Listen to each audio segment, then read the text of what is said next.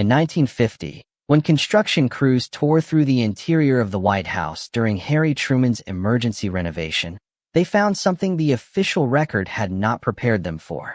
Beneath the floors of the most documented residence in American history, the building that had been surveyed, photographed, measured, and mapped for over a century, the foundation extended deeper than any original blueprint had indicated. The workers stopped. Engineers were called in. Assessments were made. And then the project continued, quietly, while the structural findings from that excavation remained, for years, folded into administrative documents that were never publicly released in full.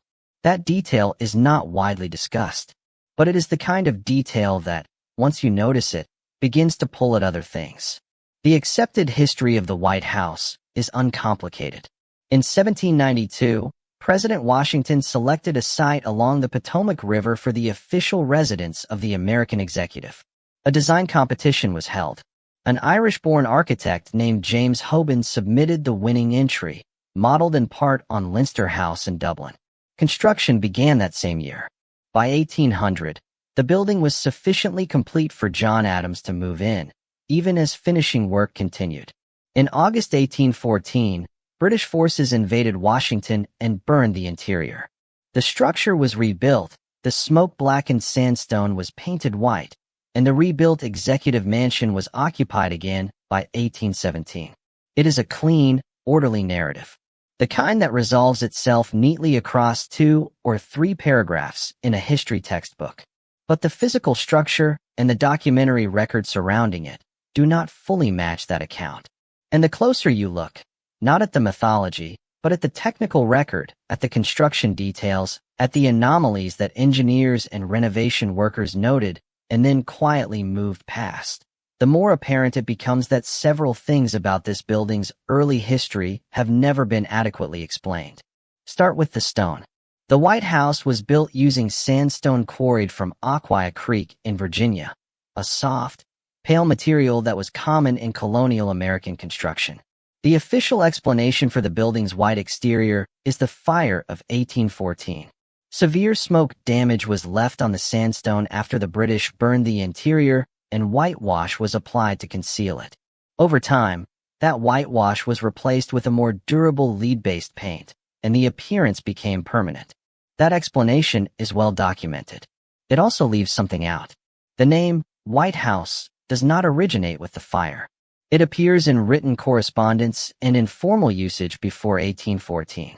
A letter from 1811 references the building with that phrase. A congressional record from 1812 uses it again. The fire occurs in August of 1814. Historians who have engaged with this point typically explain it by noting that the raw sandstone, in the right light, had a pale enough appearance to earn the informal name before any treatment was applied. That may be accurate, but Aquia Creek sandstone is not naturally white. In its raw, unfinished state, it is closer to cream gray, the same coloring visible in comparable sandstone structures of the period before any surface application. For the building to appear white in portraits, in descriptions, in correspondence written years before the fire would suggest that something was already on the surface. Whether that was a straightforward cosmetic choice, or something applied to conceal the character of an older underlying material, the record does not clearly say. That is only the surface of the question. The Truman renovation of 1950 to 1952 was the most invasive structural intervention the building has ever undergone. By the late 1940s, structural assessments had found the White House to be dangerously unsound, floors sagging under their own weight, walls beginning to separate, the interior infrastructure quietly collapsing. The decision was made to gut the entire structure down to the exterior shell, remove every floor, every interior wall, every beam, every staircase. Preserve the sandstone exterior. Rebuild everything from the ground up. When excavation began in the basement levels, workers found that the foundation extended significantly deeper than the existing blueprints had indicated. The stone at the lowest foundation levels was different from the stone above it. It was denser. It was cut differently, and in certain sections, It was laid in a manner that engineers on the project noted was inconsistent with late 18th century American construction methods. The project engineers recorded the anomaly. The renovation proceeded. The finished documentation, new blueprints, updated structural records, described the foundation as original to the 1792 construction. But the specific findings from the excavation, what exactly was encountered, at what depth, in which sections, were absorbed into internal administrative records rather than disclosed in any public-facing report. This is where the record becomes harder to explain simply. Because if those foundation elements predate 1792, then the question the official record does not ask is the one that matters most. What was there before? The site itself offers a partial answer and a new problem. The land chosen for the White House was not empty in 1792. The area was a working landscape: farms, roads, established settlement patterns, land already claimed and traded. Pierre Charles L'Enfant, Washington's urban planner, selected the location with geometric precision. The White House occupies a specific axial point in L'Enfant's grid, the anchor of the diagonal line running up Pennsylvania Avenue toward the Capitol, and the western terminus of a cross-axis that runs through what would become the mall. That level of geometric deliberateness, built into a city plan that itself drew on European cartographic and Masonic spatial traditions, suggests that the site was not chosen arbitrarily. Something about this specific point in the landscape, its elevation, its sight lines, its relationship to the river, was identified before the plan was finalized. What had existed at that location before the American Capitol was laid over it is not documented in any surviving record. And then another detail appears. During the 1950 renovation, workers discovered beneath the basement floor a sublevel that did not appear on any blueprint, neither the original Hoban drawings nor any subsequent update. It was not a utility corridor. It was not a Civil War-era addition, of which there were several known to the project team. Its origin was not attributed in the public renovation record.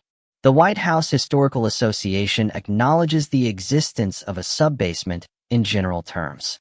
What it contained, when its oldest sections were constructed, and what function it may have served remain vague in the publicly available documentation.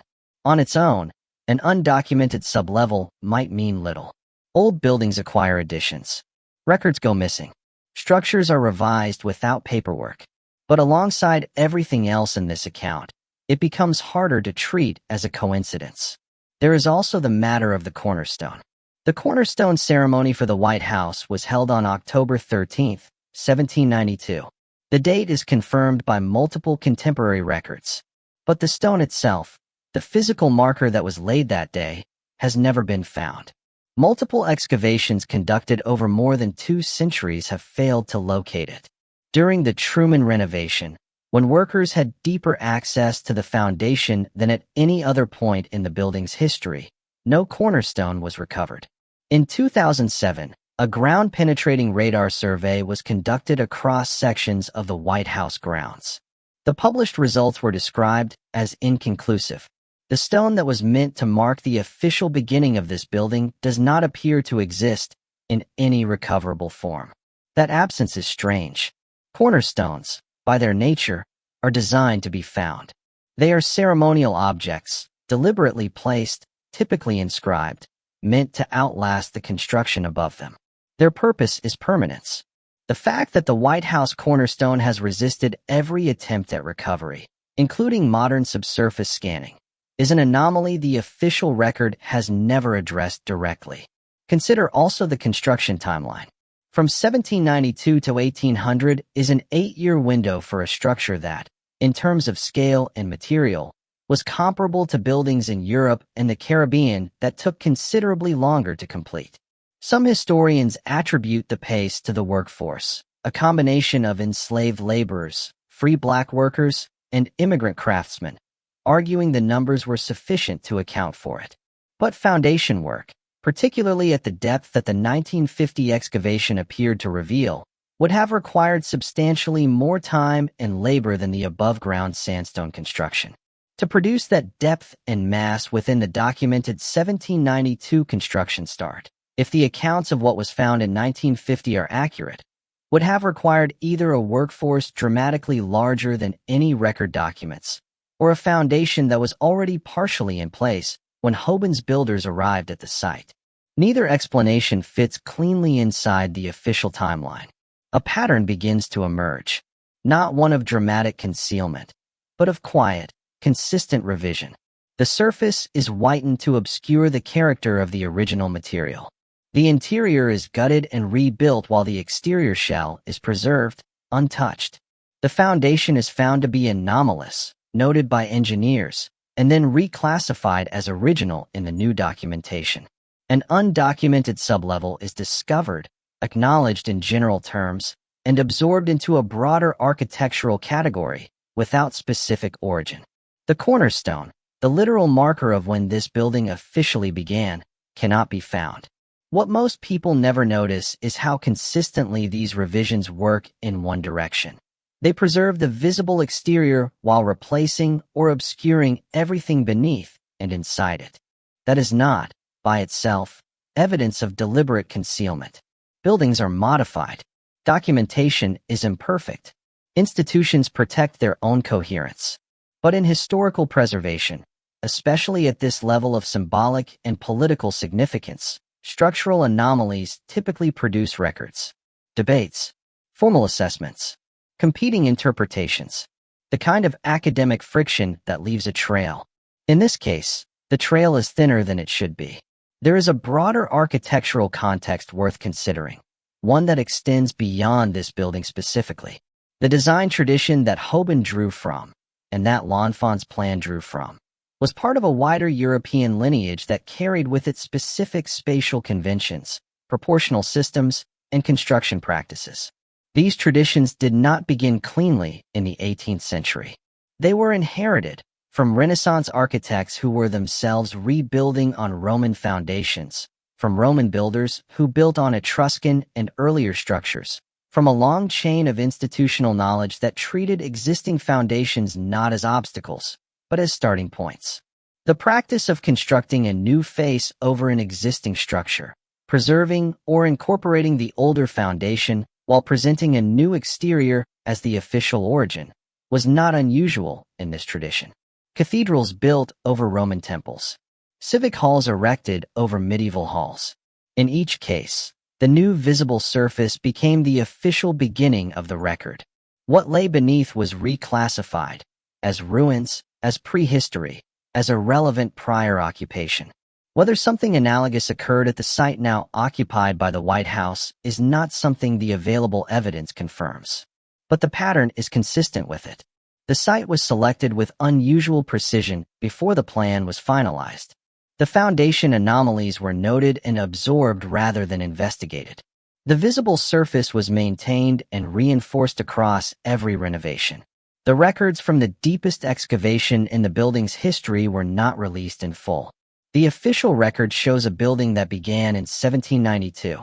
What it does not provide is a coherent account of everything that was already at that location when Hoban's builders arrived. In the years following the Truman renovation, a new set of official blueprints was produced. Updated, precise, professionally archived.